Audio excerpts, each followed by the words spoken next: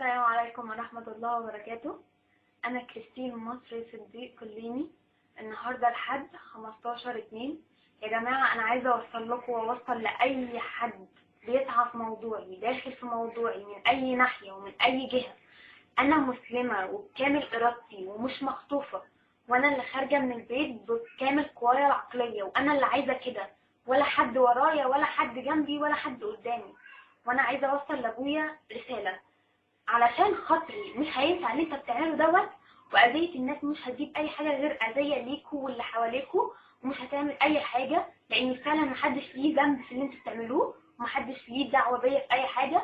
وانا مشيت طريقي والله العظيم ما هرجع لاي سبب يا جماعة، وبجد مش هتعرف ترجعني. بلاش اللي انت بتعمله عشان ملهوش اي داعي من اي اساس اصلا.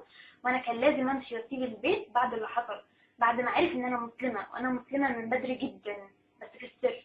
اول ما ابويا عرف ان انا مسلمه كان لازم امشي واسيب البيت، ما كانش ينفع اقعد، اني لو قعدت كنت اموت. فيا روح ما بعدك روح.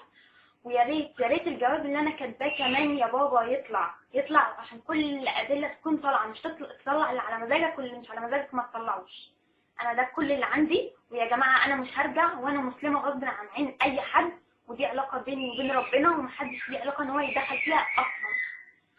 السلام عليكم ورحمه الله وبركاته. إنك لا تهدي الأحبة والله يهدي من يشاء.